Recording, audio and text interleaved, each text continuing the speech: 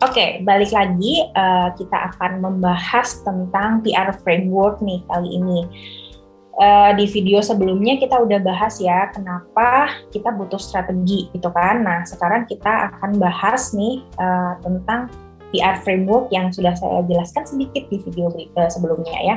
Nah, kita butuh strategi kan tadi untuk bisa membangun atau memberikan experience yang unik kepada target audience biar mereka tuh nggak lupa, nggak bingung. Akhirnya dengan challenge yang ada, ya kita udah tahu insight dari brand kita seperti apa, POV dari audiens kita seperti apa, maka langkah selanjutnya adalah kita mulai merancang strategi.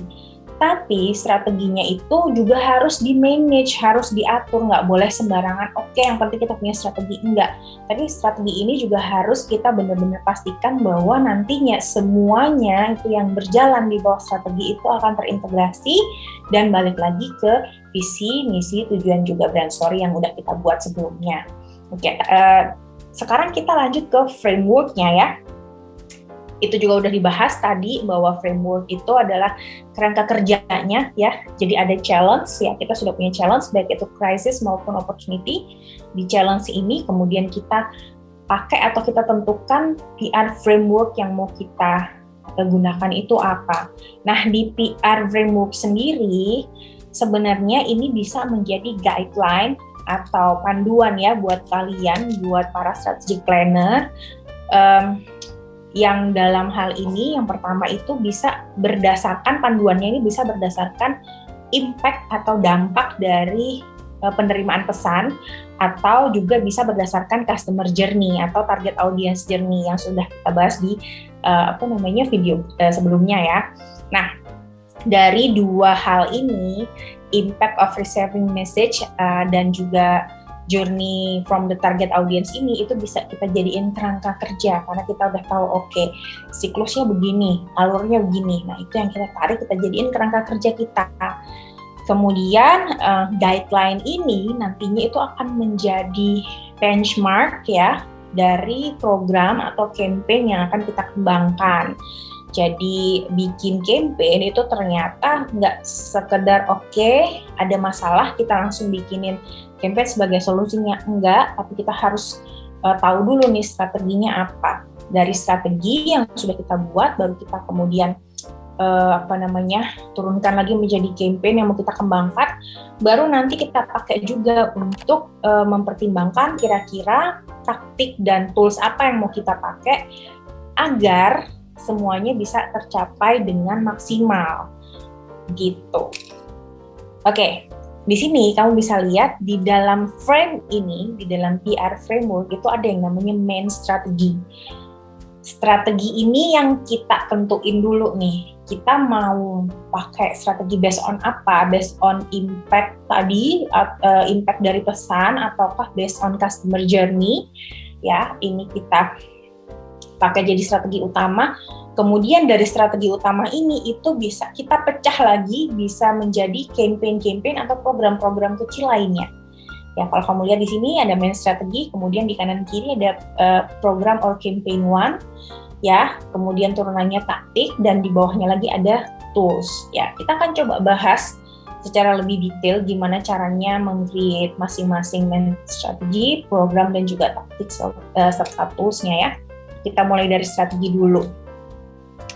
Strategi itu pengertiannya secara sederhana kamu bisa bilang adalah gambaran besar dari langkah-langkah yang mau kita ambil dalam rangka mencapai tujuan. Tadi sudah dijelaskan di awal, pedomannya atau kerangkanya itu kita bisa mengambil dua referensi. Yang pertama itu berdasarkan dampak atau impact dari pesan yang diterima oleh audiens, atau yang kedua kita bisa lihat dari customer journey-nya. Kita sesuaikan dengan customer journey-nya. Oke, nah contoh nih, kalau based on message impact berdasarkan dari dampak pesan yang diterima sama audiens, ini kita bisa pakai bantuan, kita pinjam teori dari teori advertising sih biasanya ya. Ada AIDA, AIDMA, AISAS. Ini masing-masing adalah sebuah singkatan yang ada kepanjangannya, teman-teman juga udah bisa lihat di situ. Nah, Sebenarnya ini itu tahapan dari dampak orang menerima pesan. Misal ketika ada pesan ini dia bisa menarik atensi atau enggak, bisa menimbulkan atensi atau enggak. Kemudian setelah itu, kalau atensi saja itu tidak cukup. Gimana caranya kita juga bisa membangun interest-nya atau ketertarikan terhadap pesan yang kita sampaikan. Kemudian juga tidak hanya sekedar interest, tertarik, tetapi juga desire. Kalau misalnya kita pakai AIDA ya, desire, tapi itu juga menginginkan ya.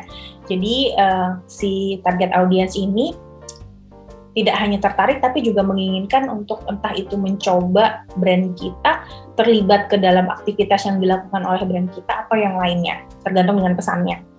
Kemudian yang terakhir, di AIDA-nya itu adalah action. Jadi tidak hanya sekedar pengen ikutan nih, tapi juga sampai benar-benar melakukan aksi.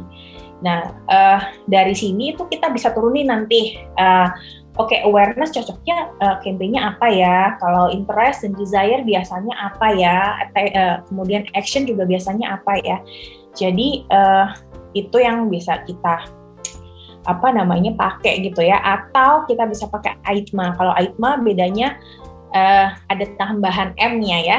M-nya di sini adalah memori. Jadi gimana caranya kita membuat orang nggak sekedar hanya menginginkan dan kemudian melakukan aksi, tetapi juga benar-benar mengingat tentang pesan yang kita sampaikan. Kemudian yang terakhir ada ISAS juga. Nah, ISAS ini nggak ada desire, nggak ada memori, tapi di sini yang menarik ada search dan juga share. Nah, poin search dan share ini itu kalau teman-teman misalnya peka ya, ini itu muncul karena menyesuaikan dengan situasi sekarang di mana orang itu kalau misalnya ada punya keperluan ya, nyari solusi untuk permasalahan dia berupa produk gitu misalnya, nggak cukup hanya sekedar attention, interest, desire, dan action. Pasti dia ada satu langkah tambahan, yaitu search.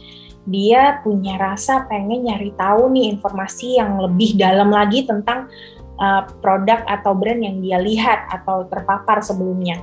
Kemudian nanti kalau misalnya dia sudah melakukan aksi, you can say bisa purchasing atau misalnya dia involve di event kita gitu, maka yang terakhir adalah dorongannya untuk melakukan share. Nah, share di sini tujuannya adalah supaya gaungnya brand kita itu semakin besar lagi, semakin luas lagi, sehingga kita punya kalau di dalam algoritma sosial media mungkin teman-teman familiar dengan reach, impression itu semakin besar, semakin tinggi. Jadi semakin banyak orang yang kena terpaan dari brand kita. Nah, itu based on pesannya. Nah, kemudian berikutnya kita juga bisa based on customer journey ya. Nah, kalau based on customer journey atau based on journey ini kalau saya mengutip dari bukunya Kotler dan Kertajaya serta Setiawan di Marketing 4.0, ini ada konsep yang namanya A4 sama A5. Teman-teman bisa lihat di sini. Di sini ada A4 itu kepanjangan dari aware, attitude, act, dan act again. Jadi nggak cukup berhenti di act saja, tetapi harus didorong untuk melakukan act again. Nah, kemudian kalau di A5 bedanya itu ada aware, appeal, ask, act, dan advocate. Nah, ini menarik nih. Kalau yang A4 itu katanya sih journey dari pre-connectivity era. Jadi ketika orang-orang belum terhubung dengan internet gitu ya, sosial media masih jadi sesuatu yang bukan hal yang lumrah gitu ya. Tapi ketika di connectivity era, ketika kita semua terhubung dengan internet, maka ternyata journey-nya itu juga berubah nih. Ada tambahan appeal, ask, dan advocate gitu ya. Nah, maksudnya adalah dari dua referensi ini, teman-teman tuh sebenarnya bisa milih mau pakai yang based on journey atau based on impact pesan tadi, itu terserah teman-teman lebih nyaman atau konteksnya lebih cocok ke yang mana, itu dibebaskan. Dan menariknya lagi itu sebenarnya ini tuh bisa diotak-atik, disesuaikan dengan kita mainkan kata-katanya. Misalnya aware kita ganti apa? Nanti saya kasih contoh ya. Jadi sebenarnya memang benar-benar bisa disesuaikan dengan kebutuhan dan konteks yang sedang kita hadapi. Dan sebenarnya baik itu based on impact maupun based on journey, intinya itu adalah gimana kita membuat orang atau target audiens kita itu merasakan atau mengalami 3 hal. Yang pertama, think, feel, and do. Jadi level kognitif, afektif, behavior-nya kalau bisa kita dapatkan semua. Dan kalau misalnya kita benar-benar bisa maksimal sampai ke tahapan do ini, maka kita bisa bilang brand kita bisa aman untuk saat ini gitu. Jadi think, feel, and do itu yang teman-teman harus ingat-ingat nih. Kita mau sampai tahapan apa? Disesuaikan sama goalnya ya, by the way. Goal kita mau sampai tahapan apa? Awareness misalnya. Oke, berarti kita harus pada posisi think, nggak cuma sekedar tahu, tapi harus berpikir tentang brand kita gitu ya. Atau misalnya kita inginnya feel, ya kalau feel berarti nggak cuma sekedar berpikir ya, tidak sekedar tahu dan berpikir, tapi juga benar-benar merasa engage gitu ya. Mereka benar-benar merasa bahwa brand kita itu menarik, menyenangkan, kemudian merasa relate dengan brand kita, berarti itu masuk ke level feel afektif gitu ya. Dan berikutnya. Kurang lebih seperti itu. Oke, udah selesai nih kita ngomongin strategi. Kemudian kalau di PR framework tadi kan nggak cukup di strategi doang nih, ada lagi turunannya, yaitu ada program or campaign, kemudian ada tactics, dan juga tools.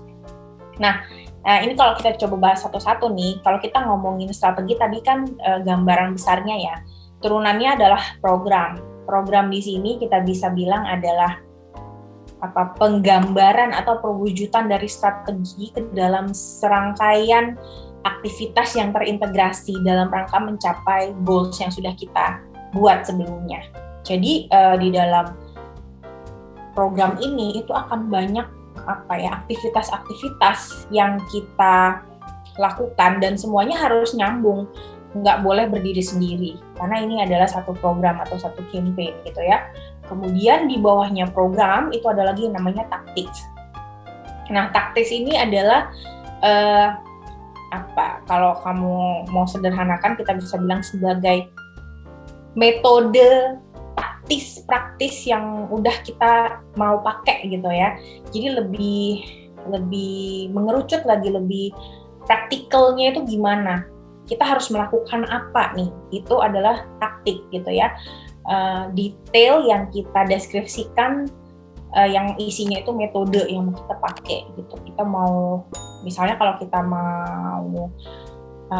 mau pergi jalan-jalan, taktiknya kita pakai apa nih? Pakai mobil lewat jalan ini atau pakai motor lewat jalan yang lain gitu. Kurang lebih seperti itu untuk taktik. Kemudian di bawahnya taktik ada tools.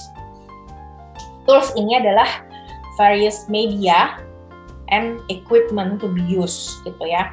Jadi apa aja nih media yang mau kita pakai atau medium yang mau kita pakai dan alat-alat yang kita butuhkan dalam program ini atau dalam campaign ini yang tujuannya adalah ya untuk membantu supaya hasilnya lebih maksimal. Gitu deh kira-kira. Mudah-mudahan kamu paham ya sama yang saya sampaikan di video kali ini. Kalau masih bingung, berarti kalian harus tunggu video berikutnya, karena di video berikutnya saya akan coba jelaskan dari sisi case study. Jadi kita benar-benar lihat nih gimana caranya membuat program yang berdasarkan strategi dan ada taktik dan tools-nya dalam kacamata brand. Langsung karena sudah ada case study-nya. Oke, jadi tunggu di video berikutnya. Sampai ketemu.